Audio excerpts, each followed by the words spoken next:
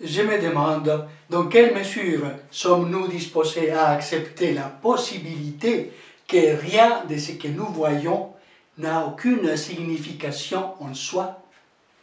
Oui, cela veut dire que l'image que vous regardez maintenant, où je suis en train de vous parler, ne signifie rien.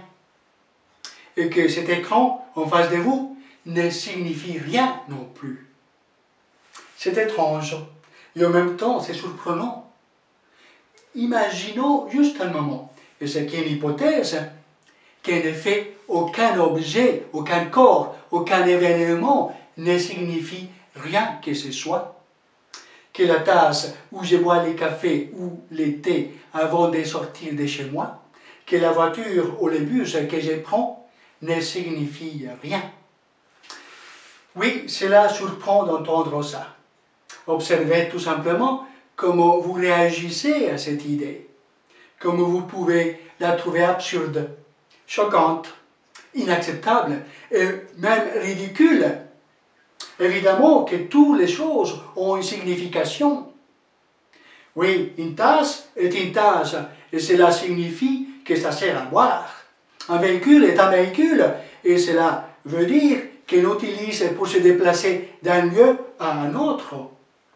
Un tremblement de terre est un tremblement et cela détruit des maisons. C'est simple, non? Oui, cela est vrai pour nous parce que c'est la signification que nous avons donnée à ces tasses et à ces véhicules et à ces tremblements, puisque leur signification n'est pas dans l'événement ou l'objet lui-même n'est pas à l'intérieur de lui. Prenons le cas de la tasse.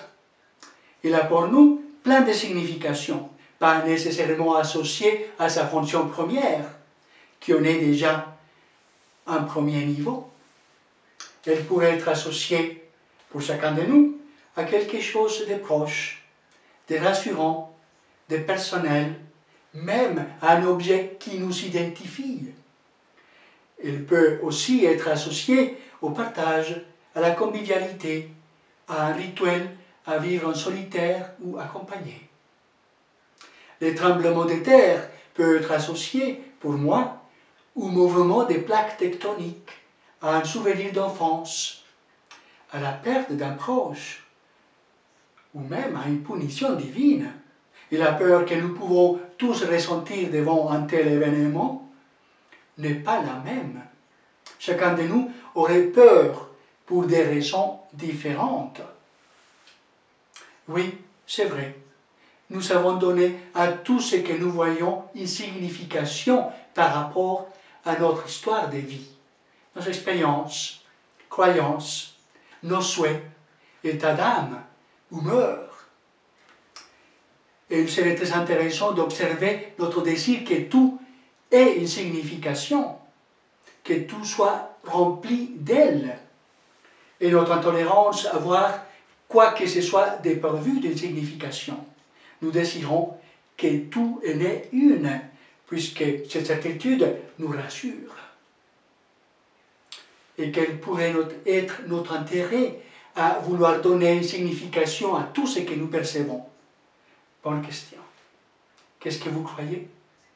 En ce qui me concerne, je pourrais dire qu'en donnant une signification, j'essaye de réduire la complexité de ce que je vois et aussi de me donner un certain pouvoir sur cette autre chose que je perçois, comme si par le fait de croire que je comprends, je pourrais la contrôler, je pourrais une certaine emprise sur elle.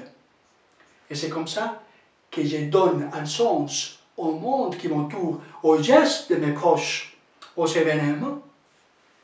Et c'est ainsi que nous pourrons dire, oui, je suis rassuré, n'est-ce pas?